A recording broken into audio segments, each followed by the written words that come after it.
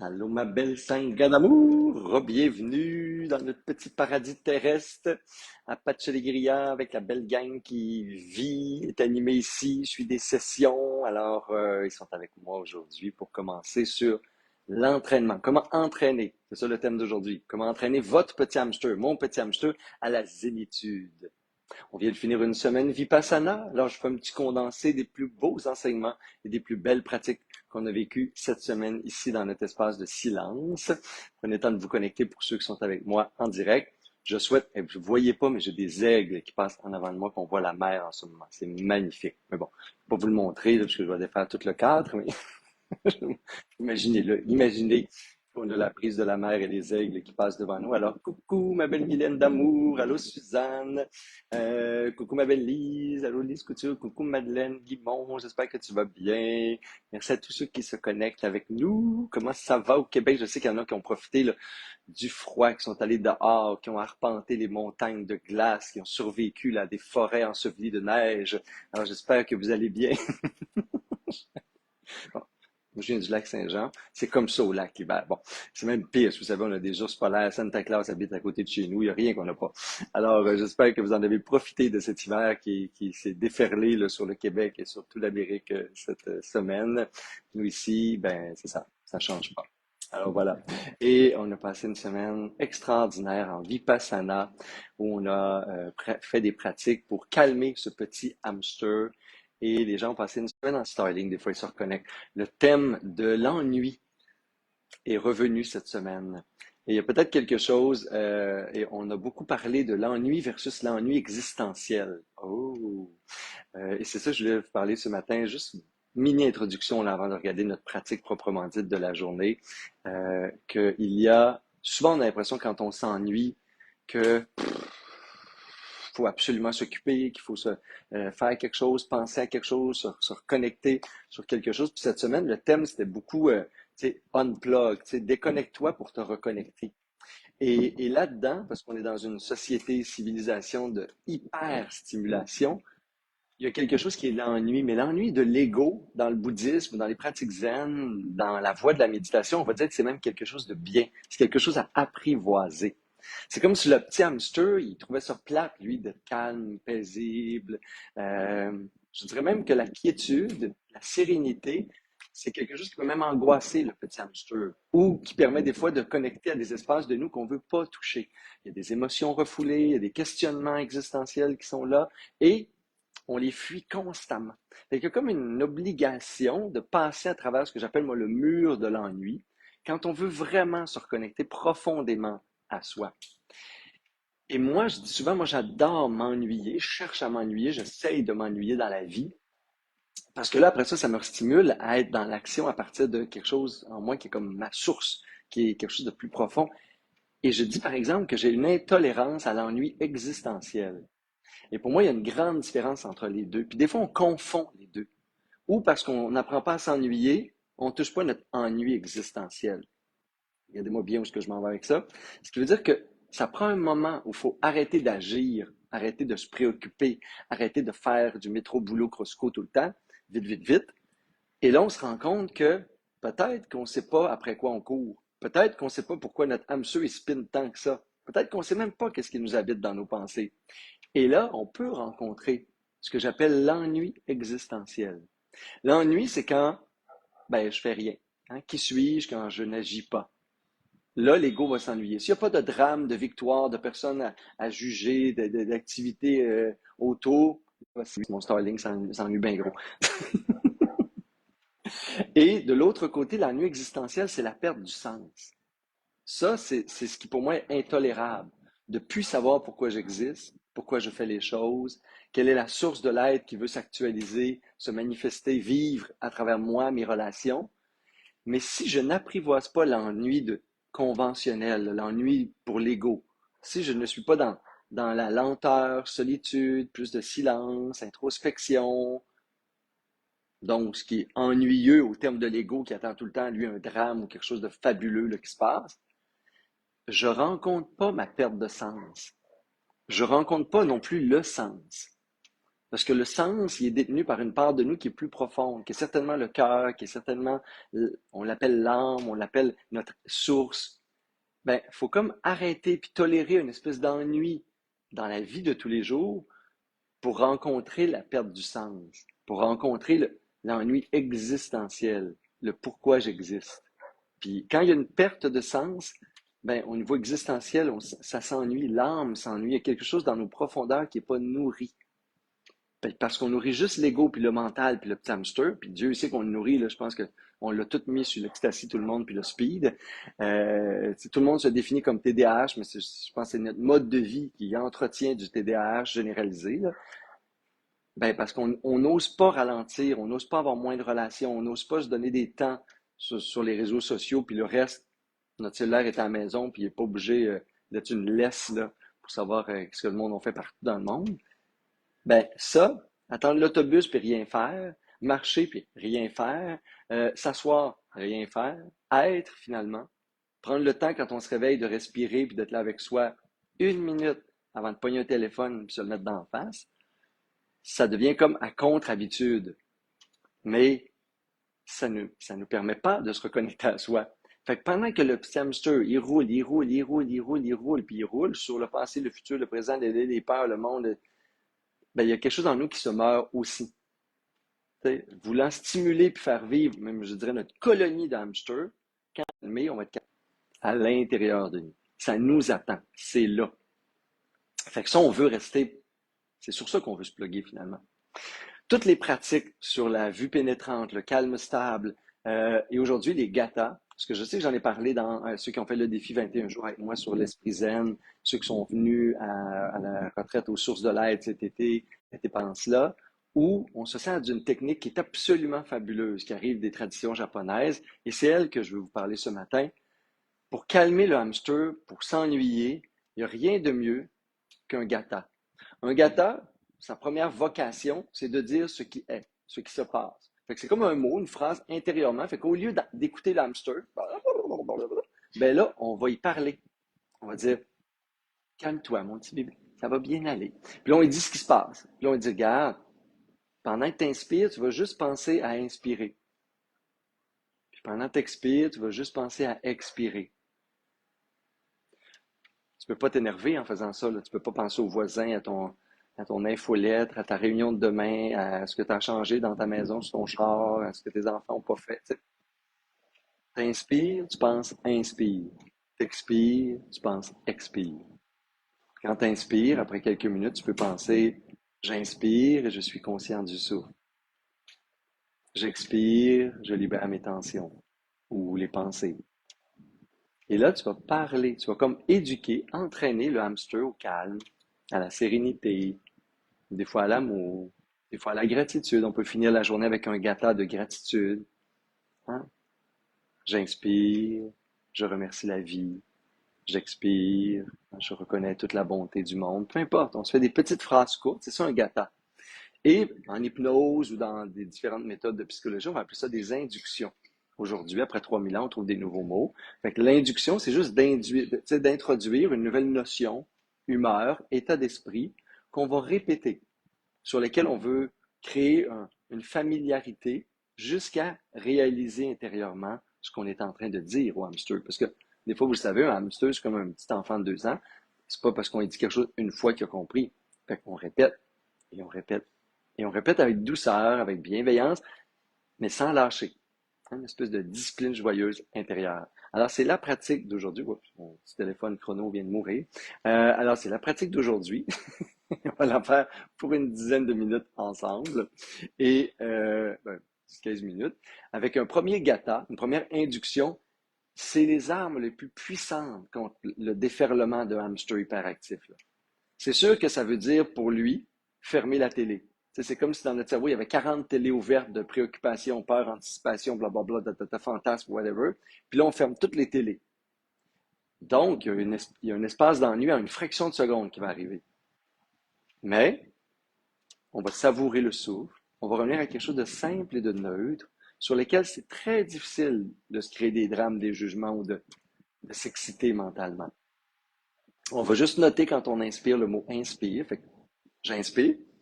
Puis intérieurement, je vais dire à mon hamster, inspire. J'expire, puis je vais penser, expire. Et après ça, on va continuer avec un autre gata, après quelque chose qui va ressembler à 5 minutes. Et on va inspirer, on va dire j'inspire et je suis conscient du souffle.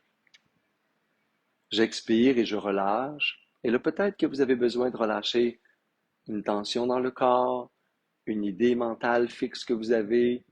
Peut-être c'est même quelqu'un à qui vous pensez un peu trop, mais qui ne vous amène pas des états d'esprit positifs, une préoccupation spécifique sur quelque chose, une forme d'émotion. Ben, vous l'expirez pour vous la libérer. J'expire et je relâche. Puis là, vous allez choisir quelque chose pour vous. Votre gâteau personnalisé, déjà ce matin. Alors, c'est aussi simple que ça, mais vous allez voir à quel point, au lieu de juste être sur le souffle, au lieu de juste scanner le corps, au lieu d'être quelque chose d'abstrait, on a besoin parfois dans les premières minutes pour des méditations courtes d'un gata, d'une induction, où on va justement parler à notre mental, à notre petit hamster, pour lui dire là où on veut qu'il soit, sur quoi on veut qu'il soit attentif, puis qu'il se dépose et qu'il ralentisse un petit peu. Alors voilà, mes beaux amis. On peut donc prendre une posture qui est bonne pour nous pour méditer.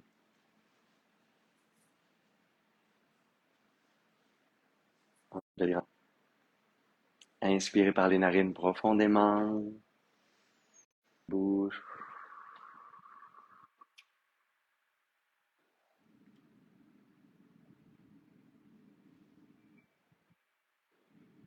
Et on peut mobiliser l'énergie de la psyché, du corps, de l'être,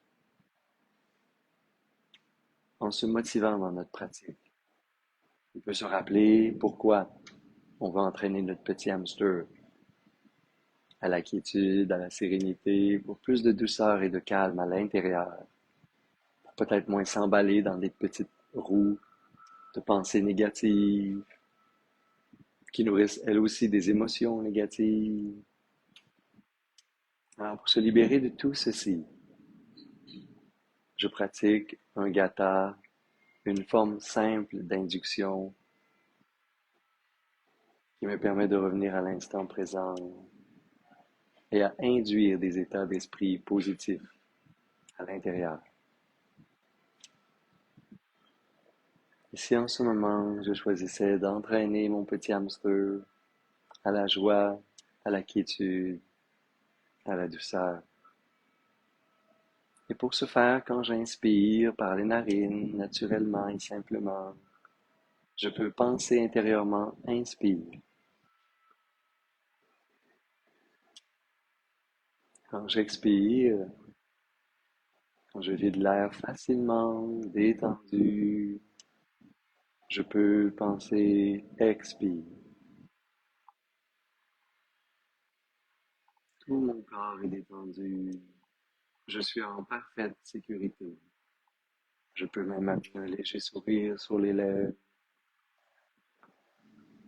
Plus rien n'a d'importance, sauf cet instant. La paix, le calme comme destination. J'inspire, je pense, inspire. J'expire, je pense, expire. Tout simplement.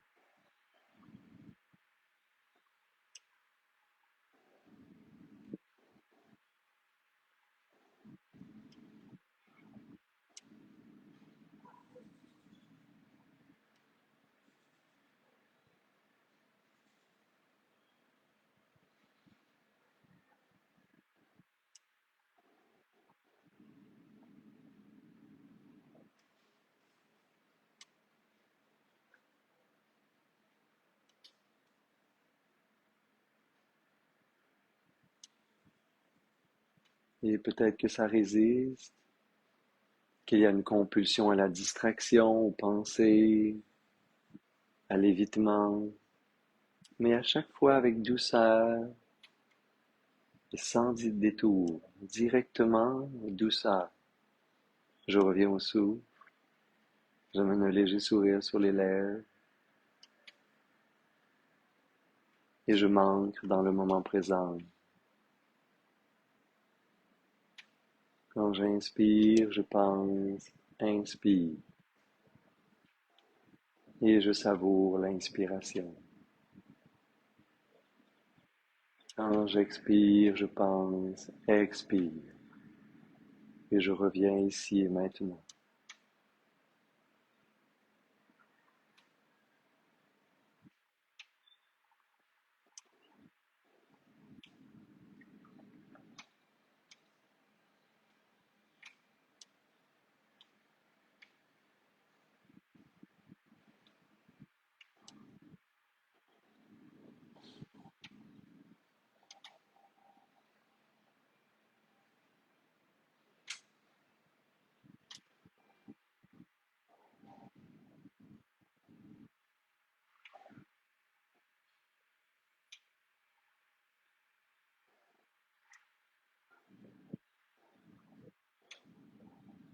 Tout le corps est détendu, et à l'inspire, je pense, inspire, et à l'expire, je pense, expire.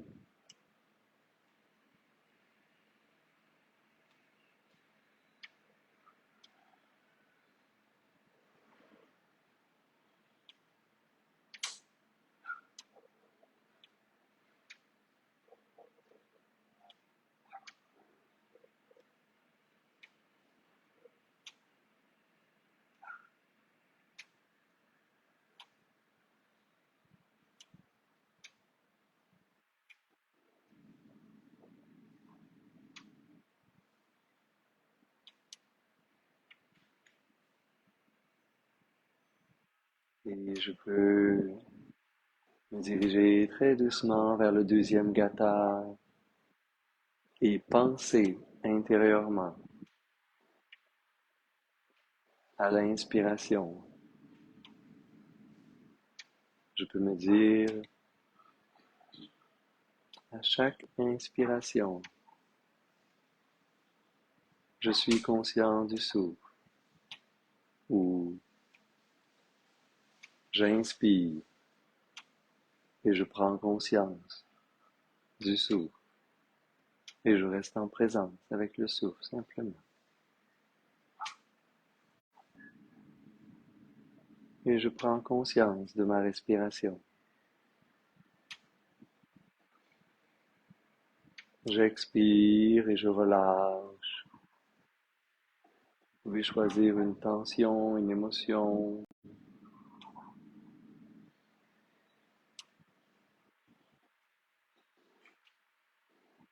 une chose que vous relâchez à l'expiration, toujours la même.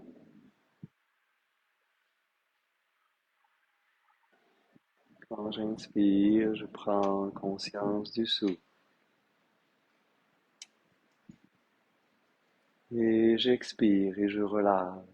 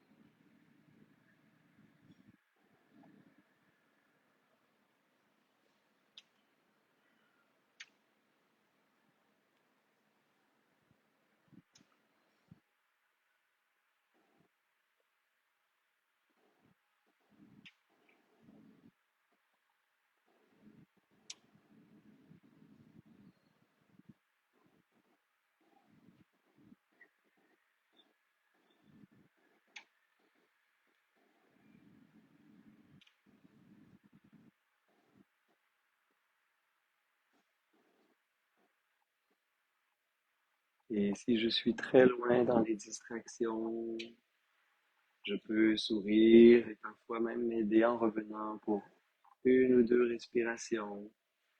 Au premier gatha où j'inspire en pensant simplement inspire. En expire ensuite, je peux continuer. J'inspire et je prends conscience de mon souffle.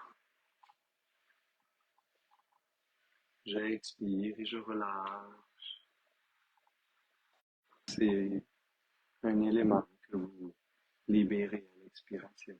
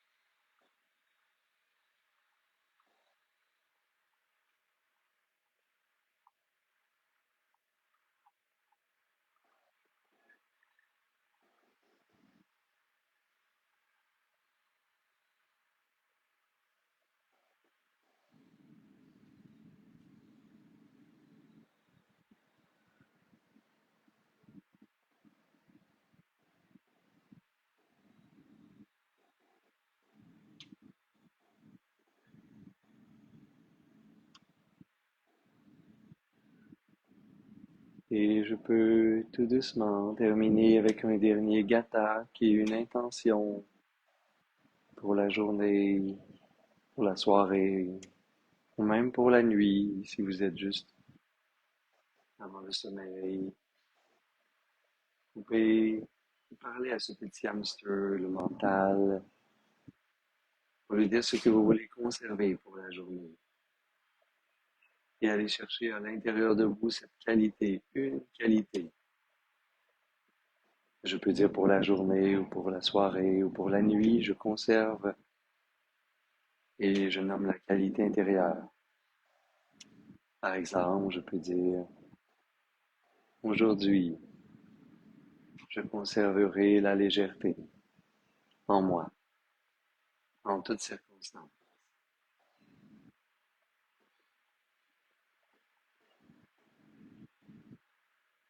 et en faire une réalité intérieure.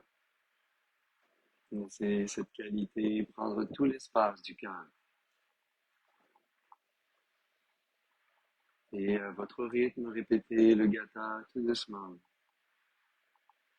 pour en faire votre vérité. Aujourd'hui, je conserve en moi, en toutes circonstances.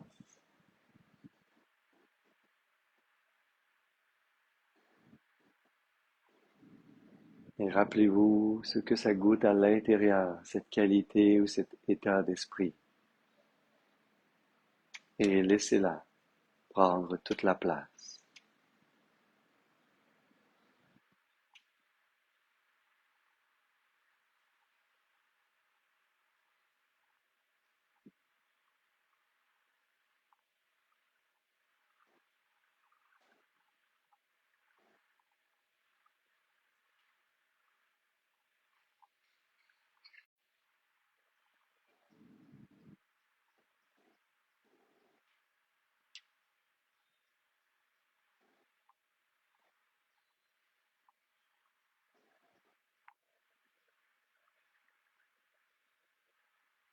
Et prenez encore quelques respirations profondes pour savourer cette qualité, cet état d'esprit à l'intérieur. Et vous pouvez imaginer votre petit hamster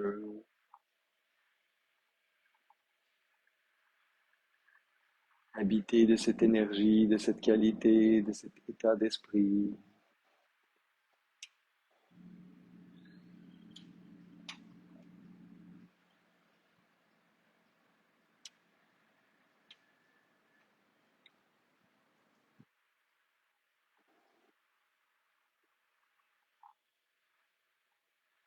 Et vous profonde en relâchant votre objet d'attention.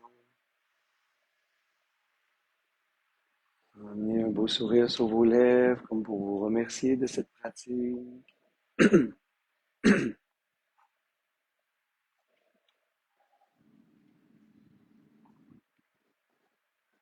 pouvez inspirer par les narines, expirez bouche.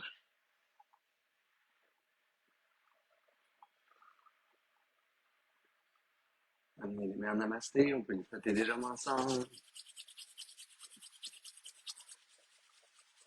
Amenez cette belle chaleur au cœur. Inspirez pour faire vibrer le hum, si vous voulez, intérieurement ou extérieurement.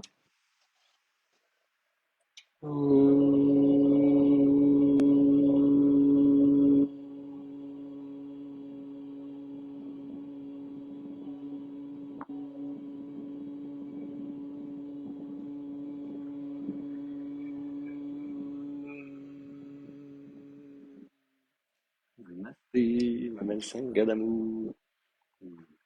Merci d'avoir partagé ce brin de sagesse bouddhiste. Une petite méditation pour se faire du bien. Dites-moi comment vous avez trouvé ça, l'expérience des gathas.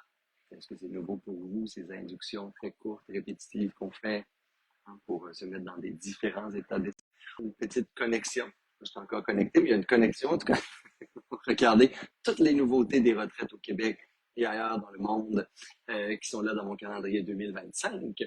Et on est pleine capacité cette semaine et la semaine prochaine à Patchouli, imaginez-vous donc. Il n'y a plus un espace de disponible, mais pour le reste de l'hiver, après ça, il y a encore des espaces qui se libèrent, soit pour venir joindre des semaines thématiques ou juste venir vous relaxer et vivre avec nous dans ce lieu magique qui est Hippolyte. Alors vous pouvez regarder ça, je vous ai mis aussi le lien dans la vidéo. Et je vous envoie plein d'amour, de soleil et la brise qui me rentre aussi dans la gorge ce matin fraîche de la mer. Et je vous souhaite de pratiquer ces gathas toute la semaine quand vous en avez besoin. Peut-être à la semaine prochaine. Namaste.